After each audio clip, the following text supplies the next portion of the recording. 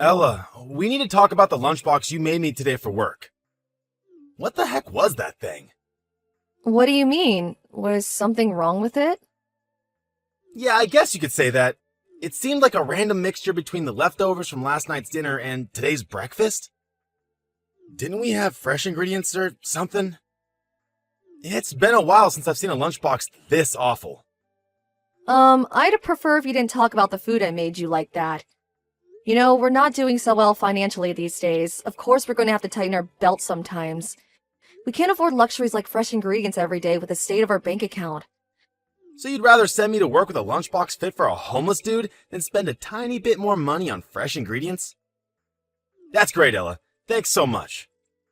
Frozen food's a hell of a lot cheaper than fresh and just as tasty. Why couldn't you have used that? We're talking less than $1 per bag. It might be cheaper than fresh, but it still adds up, Peter. I'm doing what I can to make sure you have a lunchbox every day with my own money. If they're so awful, buy the ingredients yourself. Why should I have to be the one to buy my lunchbox ingredients? I hate talking about money, but if you insist on having this conversation, it's because you only bring in $1,500 a month. The two of us have to get by on that, and it's not easy. Surely understand we're barely making ends meet. Do you really think we had the luxury of fresh ingredients given the situation? I'm sure we could, if you weren't so bad with money. Some of my coworkers are married and in similar situations to us, but their lunchboxes are way better than mine. How is it fair that I have to eat a hobo lunchbox while sat at the same table as a bunch of guys eating delicious handmade sandwiches with fresh ingredients? How do you know their situations are anything like ours? 'Cause they're obviously not if they can afford that. Their wives probably work part-time or they get money from their parents or something. I think it's about time I started working. It doesn't have to be full-time. Even finding part-time work would lift a huge weight off our shoulders. Do you really want my mom on your case? It wouldn't matter if you had my back. I understand she's opposed to the idea of me finding work, and I know how strongly she believes a woman's place is in the home. But reality is reality, and we're not going to be able to keep our heads above water for much longer at this rate. Who's going to take her out shopping and to her doctor's appointments if you're out working all the time? She lives on her own. If you got a job, she wouldn't even be able to rely on you to do that anymore. I can still take her places while working a part-time job, Peter. Sure, in theory, but you know what my mom's like. She always messages out of the blue and asks you to come get her at the drop of a hat. It's better for everyone if you're able to move on short notice. Better for everyone or better for your mom? I know she can be sudden, but it's hardly ever an emergency, is it? What's the harm in having her wait a little sometimes? Don't you think asking your mom wait from time to time is a small price to pay for me having the ability to start working and bring in more money? Think about it. We could finally take the pressure off our severely overstretched finances. You make it sound so simple, but it's never gonna happen. My mom doesn't listen to a word I say. Besides, think about it. If you start working part-time, the messages are gonna start coming my way instead. She thinks a wife's place is barefoot in the kitchen, and nothing we can say or do is going to change that. Fine, I give up. If I'm not allowed to get a part-time job, won't you at least start making more of an effort to reduce your spending? You buy things on your credit card all the time. We can't go on like this. We've been in the red for the last 6 months due to exorbitant repayments, and they're getting bigger still. What's the problem? We're still getting by, ain't we? That's only because I'm eating into the money I saved up when I was single at a rate of knots. Great. So it's just like I thought. There's no problem. If we have savings to fall back on, we're good. Good grief, Peter. Are you being serious right now? That's my money you're spending on frivolous crap. Good God, Ella. It's always my with you. We're married, damn it. We said goodbye to selfish concepts like me and mine, you and yours, the day we tied the knot. There's only us and ours, and the money in that savings account belongs to both of us.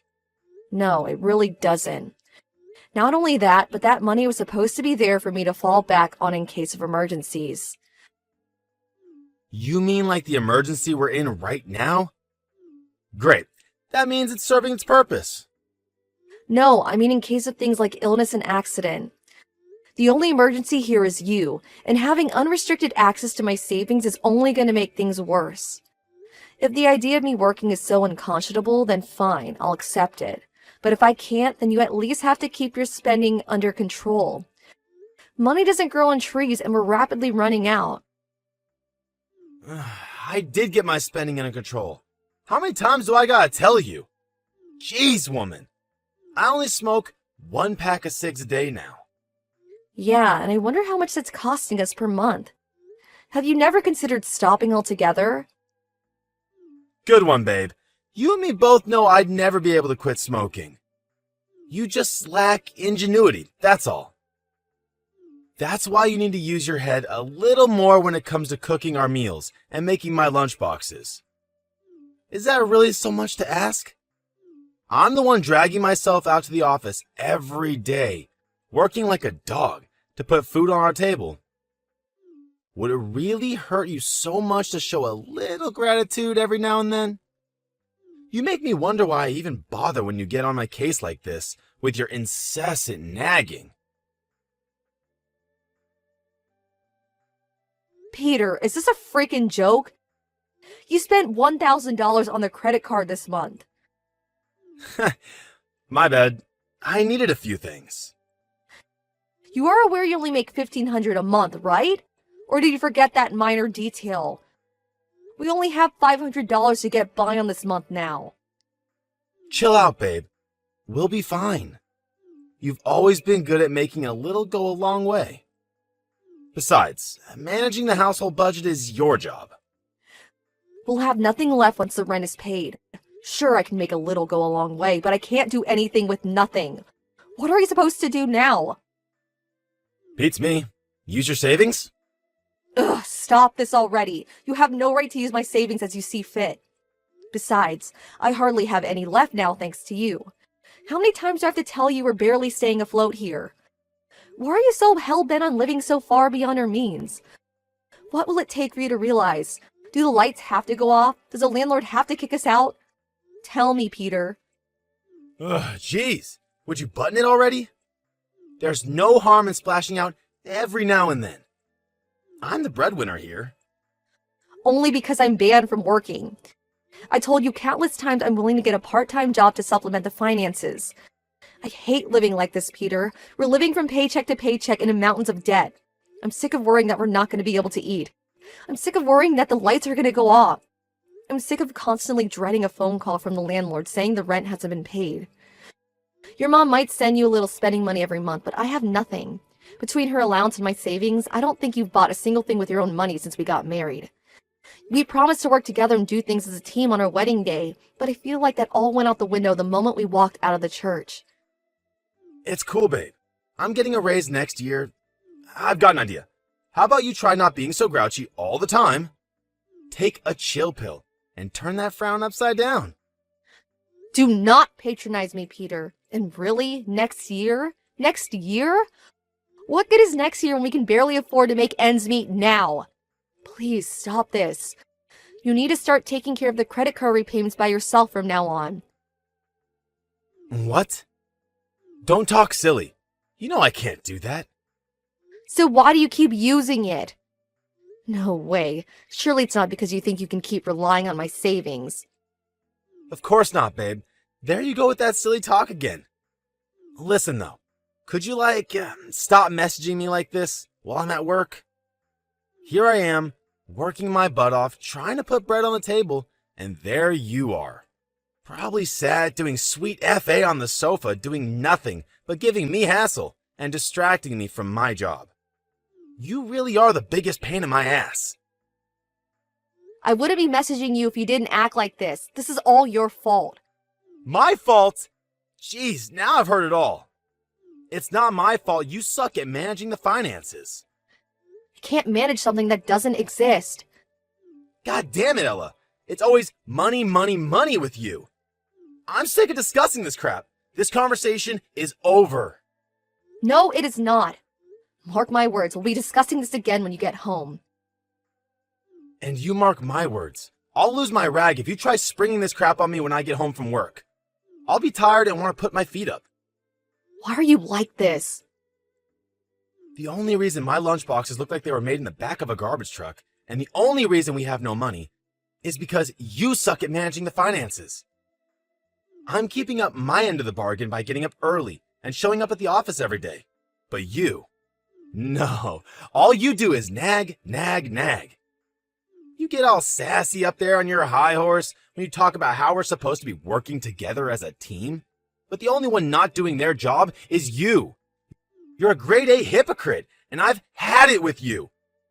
Don't you dare ever try to discuss money with me again.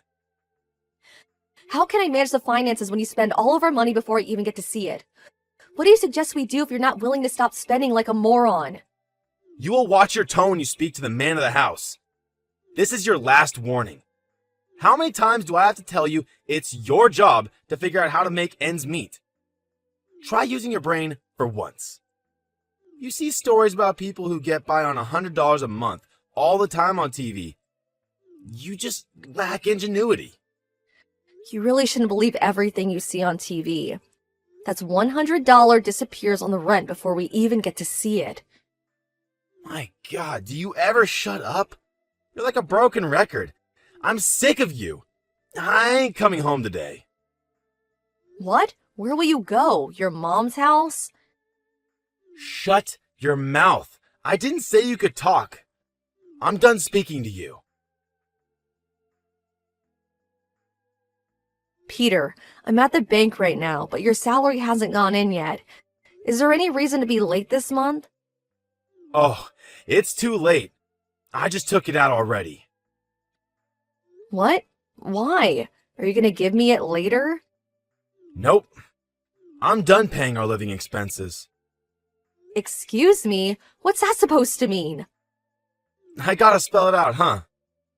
It means I'm not going to be giving you any more money to cover our monthly living expenses. At least for the time being. What? What the heck are you talking about, Peter? Are you drunk? How are you supposed to live without that money? You'll figure it out somehow. Just use your savings or something. Is this a joke? I already told you I hardly have any savings left. Which means you still have some. You managed to keep on top of everything until now, didn't you? You just keep doing what you're doing. You have no idea how much it grinds my gears when you keep complaining and nagging at me to stop spending when it's obvious we still have money left. I'm not going to be able to keep up what I've been doing without your salary, Peter. I'm really not joking. Are you doing this because of that fight we had? You're pretty cocky for a parasite. Maybe this will teach you to show me more gratitude.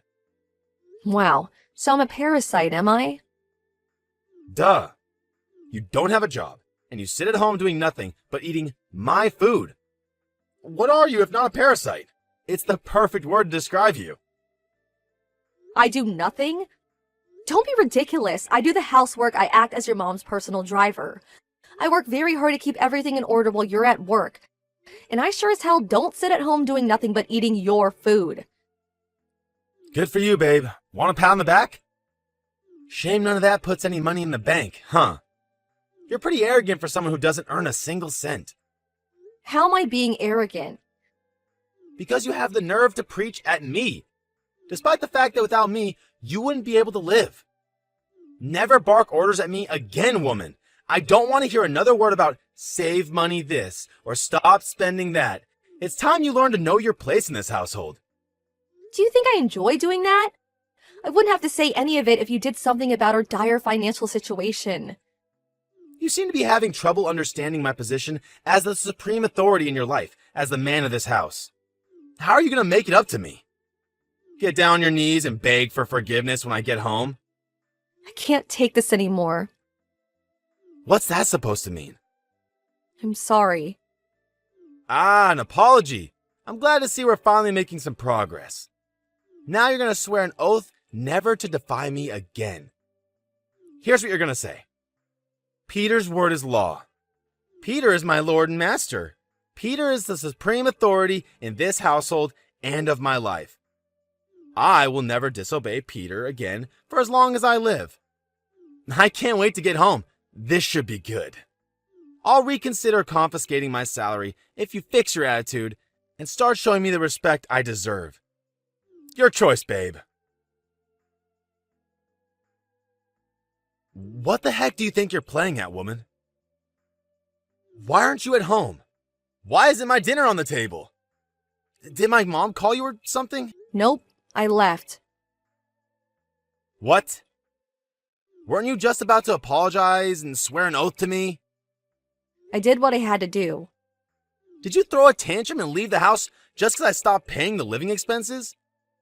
You're cutting your nose off to spite your face. Stop being so stubborn and come back and apologize. I'm the breadwinner in this marriage. The only one who will suffer because of this is you. Let's see how long you can keep this up. How are you going to get by without me, parasite? I'll be fine. Your future looks bleak, though. You should start worrying about yourself. What are you talking about? The only one who will suffer as a result of these stupid games you're playing is you. Why would I suffer? Because without me, you don't have any money or a place to live. How do you plan on getting by? Your parents are dead. You have nowhere to go. You really don't have to worry about me. I already found a job and a place to live. Huh? Say what now? I've been job hunting for a while now. The timing couldn't have been better. Job hunting? Damn it, Ella. Who the hell do you think you are? You know full well you're banned from working. I know that. That's why we're getting a divorce. A divorce? Why? Are you being serious right now? You really think I joke about something like this? You order me to make ends meet somehow despite the fact we're in the red every month. You treat my concerns with contempt and you treat me like crap. Your already frivolous spending went even further off the deep end at the moment you found out I had some savings. As if all that wasn't bad enough, you punished me with economic sanctions for being cocky when I had the nerve to try and raise my concerns with you. How can I be married to someone like that? What? Don't be silly, babe. Will you come home so we can talk about this? Sure, another time. I'll have to come over with my lawyer at some point so we can talk then. A lawyer? Why would you hire a lawyer? I just want to talk to you. I've known for a while now that any discussion with you can never be anything but a complete waste of my time, so everything will go through my lawyer from now on. Plus, we'll have to take care of splitting the assets. We don't have any shared assets, so it'll only be stuff like the household appliances and the car, but in any case, a lawyer will be essential. Whoa. Slow down, babe. You're getting a little carried away here. Let's leave all that for a while, okay? I mean, I want to talk about the divorce itself. Which part? Well, like, the future. What you said made me think, and I decided that if you're that worried about the finances, then maybe it wouldn't hurt for me to make a compromise or two. Oh, really? It's fine. I don't need your compromises, thanks. It's not just the finances, Peter. It's everything. I'm sick of life with you in general. We're long past the stage of talking things through and reaching a compromise. Still, springing divorce on me like this all of a sudden is just horrible. Which one of us is horrible? Surely it's you for spending thousands of dollars every month despite the fact you only make $1,500. No matter how much I try to tighten my belt and reduce our outgoings, all you did was complain. No matter how hard I tried, it was all meaningless. Like I told you, babe. My coworkers seem to get by just fine. Surely you can understand why I wouldn't want to be thought of as the only one at the office who lives like a peasant. Why do you think I offered to find work? But no, you wouldn't even let me get a part-time job because it would upset your mom and her Stone Age sensibilities. To put it bluntly, this is all your fault, Peter. You made your bed, now lie in it. Fine. You can get a part-time job. Like I said, too little, too late. But what's my mom supposed to do without you? I'm busy with work. I'll never be able to take care of her like you did. Not my problem because I'm officially resigning as your wife. You have no idea how hard things were for me before we got married. She called me every 5 minutes. I need you to do this for me. I need you to drive me here. Get over here and clean my toilet. Come and scrub this dead skin off the bottoms of my feet. She'd even ask me to drive her places when she knew full well I was at work. And if I didn't answer the phone, she'd call my office. You coped with it before, you can do it again. You had it easy while we were married because you palmed everything to do with your mom off on me. But the gravy train's about to reach its final stop. Wait a sec. Are you opposed to the divorce because you don't want to go back to being your mom's errand boy? No, of course not. It's because I don't want to lose you. I've never even considered divorce. Not once. You thought you had me trapped because my parents are dead and I didn't have anywhere else to go, didn't you? You thought you could treat me however you liked because divorce wasn't an option for me. And in truth, that is why you got away with treating me like crap for so long. No, it wasn't like that at all. But you're the one who said it was. Your parents are dead. You have nowhere to go. Ella, I'm sorry. The time for apologies has passed. But you apologized to me earlier today. What was all that about? You said you were sorry. You couldn't be any more tragically misunderstood if you tried. The only reason I apologize is because I'm not going to be around to look after you anymore. That's why I apologized. Ella, is there nothing I can say to change your mind about this divorce? No, and that's entirely your fault. Besides, what's the problem? You treated me with nothing but contempt. Surely you'll be happier without me around. You won't have to put up with my nagging or preaching anymore now, right? But, I'm not good with household stuff like finance management. Oh, so are you aware on some level that it's not a walk in the park then? And yet you were happy to force it all on me and attack me whenever I try to raise any issues with you. I have no interest in being married to a guy who treats me like a piece of dirt on the bottom of his shoe. I'll be nice to you from now on, I swear. I'll cherish and respect you, babe. I'll keep my spending under control, I'll stop taking my mom's side, and I'll care for and protect you. Always. I'd rather you did all that while we were married. I'm just grateful you showed me your true colors early on. The only reason I hesitated on the divorce at first was because of all the good memories I had of the early days. But you made it easy for me by showing me what kind of person you are deep down before long. Ella, I'm sorry. Please, I can't get by on my own. Please come home. I'm begging you. I'll do anything. You don't want me back because you feel bad about how you treated me. You're just worried about yourself. No, I swear. I want you back because you're my sweetheart. I want you back because I love you. You love me? Talk is cheap, Peter. You had plenty of opportunity to show you love me, and you did no such thing. If you really loved me, I wouldn't have felt like being married to you was like being in hell. You wouldn't try and drive me to destitution and poverty as punishment for having the nerve to defy you. I'm so sorry. I'm sorry from the bottom of my heart. How many times do I have to tell you? Too little, too late. Oh, that reminds me. This month's rent hasn't been paid yet. There's no money left on your credit card either. What? But I only have $800 of this month's salary left. Not my problem. You're the one who spent it. Oh yeah. What was it you always used to tell me? You're just lacking ingenuity. I'm sure you'll come up with something if you use your head. There are people who get by on $100 a month after all. You saw it on TV, remember? Good luck. Peter barraged me with messages begging me not to go through with the divorce and take him back. But my will remained unshaken, and I threatened to take him to divorce court if he didn't willingly sign the papers. I think he knew I wasn't joking because he signed the divorce papers straight away, albeit while sobbing uncontrollably. We didn't have a single cent left in savings between us to be divided up when the assets were split. But I did get the car we bought back when we got married and half of the household appliances. Seemingly incapable of living on his own and managing his own finances, my ex-husband moved in with his mom after the divorce was finalized. Predictably, his life now consists of being her personal housemaid, and between that and work, he longer gets any time to himself. According to one of his mom's neighbors who I happen to be friends with, he seems busier, more, and depressed than he's ever been in his life.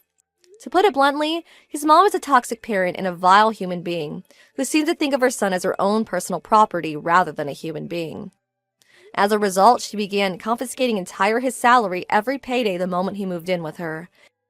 Now he's even more destitute than he was when me and him were at our worst. He was in a similar situation with his mom back when we met, and I felt sorry for him at the time.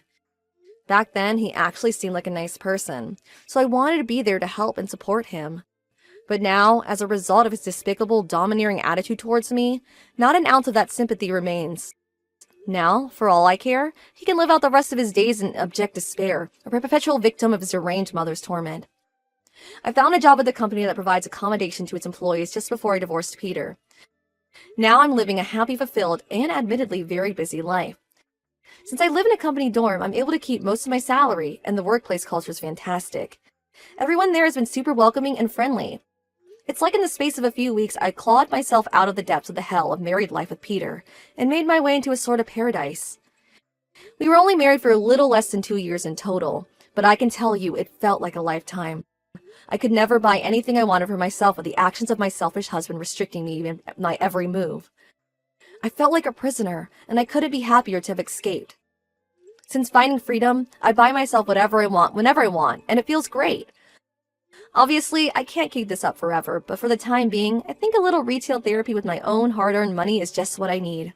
To tell you the truth, I'm not thinking about another relationship yet because the last one left me feeling so burned out. But if I do find a nice guy to settle down with, I'll make sure he understands the value of money. There are some mistakes you don't make twice. I know that money isn't everything, but it's an undeniable truth that good financial management can be the difference between a happy, comfortable life and a living hell. Having experienced the latter, I'm now more conscious of the importance of budget management than ever, which is why I intend to build my future on a solid foundation of sensible spending and moderation. Still though, I'm only human, so of course I'll still treat myself every now and then.